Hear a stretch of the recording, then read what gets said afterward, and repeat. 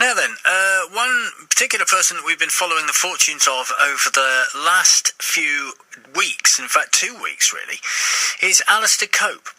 Now he is pedalling his bike and paddling his canoe from Edinburgh to Exmouth, an extraordinary journey in aid of charity. And he's halfway through this amazing piece of business. Let's catch up with him now.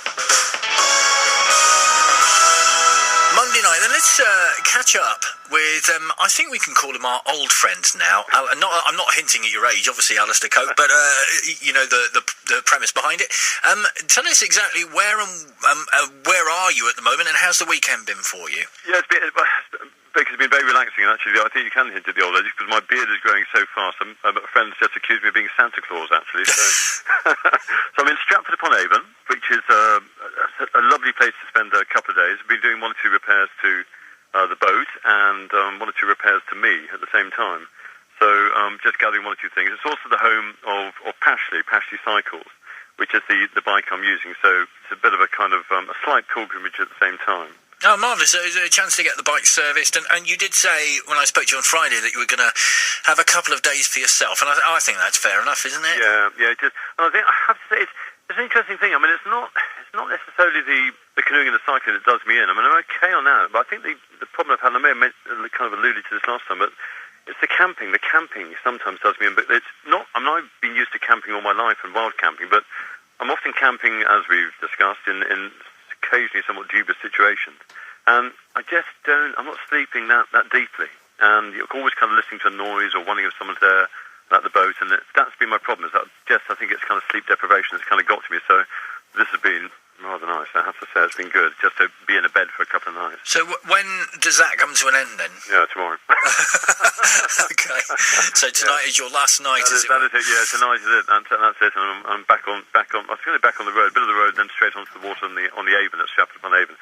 I'm popping off to Pashley just to say hello to them because I've got some good friends there.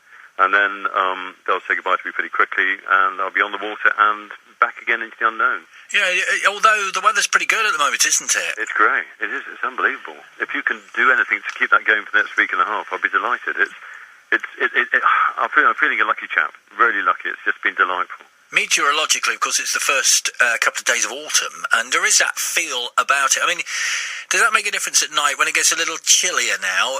Presumably you've got enough clobber on whilst you're in your tent to keep you warm. I mean, when I was coming down into Stratford, in fact, that was the first in the morning, because I tend to get up quite early. And first thing in the morning, I was just getting the stove on and getting ready and doing my usual kind of porridge thing. And I thought, my hands are cold. I actually felt cold. I haven't got gloves on. And I haven't actually bought gloves apart from cycling mitts. They actually felt cold. There's a bit of mist on the canal as well, which I think probably helped.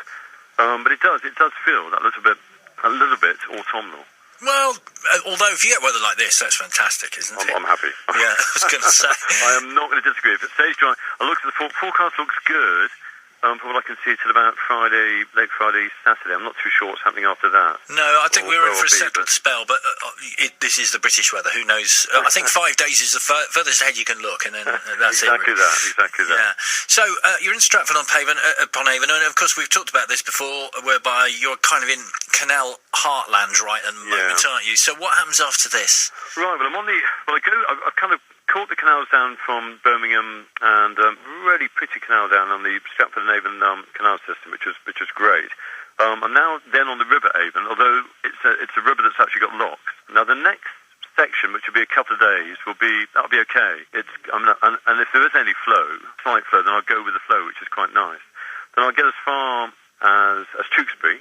And then I go on to the Severn, and there's a bit of an unknown there, depending on the time that I get there, because I think we're just coming off spring tide, and I've got to go and chat to the authorities just to check on 1 or 2 things on the height of the tide and what it considers, because although it's a canal system, the spring tides, if they're high enough, can actually come into the over the weirs and actually onto the canal itself. So I've got to just check on 1 or 2 things there. But the aim then is then go to as far as Sharpness on the canal, if I can. Then I kind of pop out the other side and I get through Bristol and really then beginning to feel I'm really getting home then.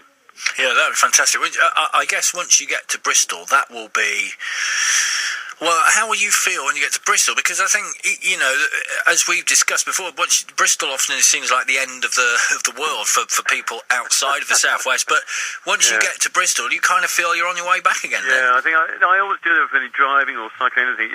Once you get past that, you think this is it. You know, I'm kind of home, and I've still got a long way to go because I'll be towing the canoe. So I've still got quite a bit. But going through this, it's quite flat at times as well. So yeah, I'll be fine. I think. Psychologically, once I get past that, then I'm going to feel really good. I'm going to feel okay. I'm on the home straight now. I've still got a few days to go and get back. And also, I've got to measure it because I do want to finish on... Although I get back into Exeter on... I just suddenly realised Friday the 13th. I'm not superstitious. Not at all. Well, not so far, anyway. And so Friday the 13th, I'm back into Exeter. Then the last day, then we're going from Exeter to Exmouth. If the weather's good, then we'll be on the canals, you know, down past Double Locks, Turf, and then across to Lympstone. And then the last couple of miles on the cycle path. I was going to say, so the plan is once you get to Turf, you would row across? Yeah, I will. Yeah, I mean we'll paddle across to. If the estuary's good, if it's not too windy, because we've kind of worked it out. So tide's going to be good, so I can get into Lympstone Harbour, and across there we're going to gather any cyclists there at the Swan Inn in Lympstone, which would be nice, and then we can just take the cycle path into a little kind of convoy of cyclists and a group, or peloton I should say, really, into Exmouth. Because it is fantastic cycle path now, isn't it? I mean, it's ideal, really. It's a stunning one. I mean, it really is. I mean, that once it's all completed on both sides, people will come on holiday to do that. I'm sure of it. It's just absolutely stunning. We've had people down on the various rides we've organised, and our Vela Vintage and things like that, and they can't believe how good it is, and it's level cycling. That's the thing about it. I was going to say, apart from the hill coming out of Lympstone, how are you going to deal with that? I mean, that you know, you gather at the Swan, and then, hang on a minute. It is. Yes, you've got to get up there. Oh, I'd forgotten about that, you know. I completely forgot about that hill. But I've been up worse. Well, I've gone into the North York Moor, so hopefully I'll be able to get out of Lympstone. Yeah. But then there's a lovely hill going downhill, isn't there? So that is true, and that's sometimes a bit more nerve-wracking. Yes. I've not lost the. I've been overtaken by the canoe twice, but not when I've been on the bike. But when I've been coming down in between locks, I've had the canoe overtake me, which has been a bit awkward, I have to say. But not on the bike. When I'm on the bike, I can hold it. And if I'm not on the bike, I can't hold it. It's quite interesting. In your head, then, have you kind of done the worst, or is there still work to do? How are you feeling? Good. You're very perceptive on these things, Vic. I've slightly, the last couple of days, I must admit, I've slightly switched off, and because I've been relaxing, I've been pottering around, the weather's been nice, and I've got to gear myself up, because I think the next 2 days will be very pleasant on the Avon. I'm a little bit concerned about the Severn as to how that will be, because it's quite commercial in places as well. Yeah, I think I'm definitely past the worst. I mean, I've gone past a lot of the unknowns, and a lot of around here, and then once I get past Bristol, it's very familiar, so... And also, I've got lots of friends around that it's not far for them to drive if something really goes badly wrong. So I think I feel I'm on the home straight now, but there's quite a lot to do. I've learned a lot. I've learned so much. And I think the one thing I've learned is... one thing I've really learned is how little I knew about the canal system in the northeast. And parts of the Midlands. I mean, I guess you kind of just said there that you'll get into places around where it's only a couple of hours drive for people if they need to get to you, which must be very reassuring. Unless when you were sort of Berwick upon Tweed, that's quite a long way, isn't it? It is a long way, and I know some people. I did feel a couple of times I felt quite isolated. I had a few mechanicals. The one mechanical where things went badly wrong on the first day, and I thought, okay, I don't actually know anyone up here. And I did feel a bit isolated at that point there, but then actually Twitter was the great thing there. That kind of bailed me out of a few things and got me some contacts. That was amazing, man. Right, let's get to the nuts and bolts of this thing then.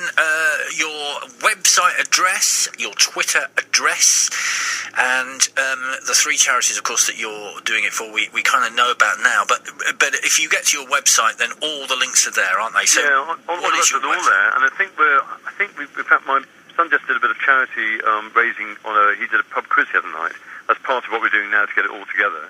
So I think we're over £2,000 without the gift aid now, which is great. Brilliant. Really pleased about that. But that's not a ceiling, I hasten to add. We're just really keen to get lots more in.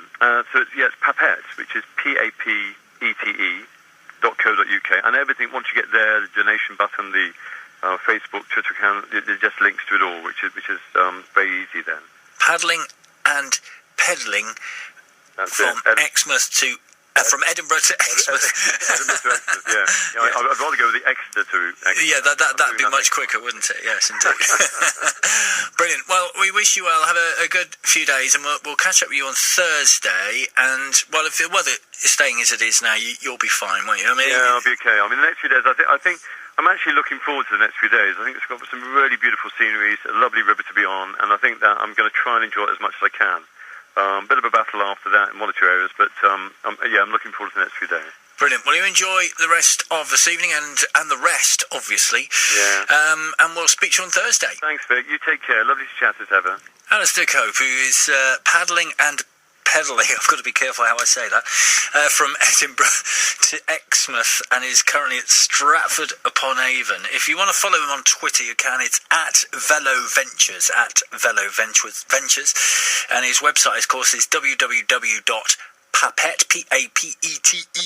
PAPETE.co.uk. We'll speak to him again on Thursday night.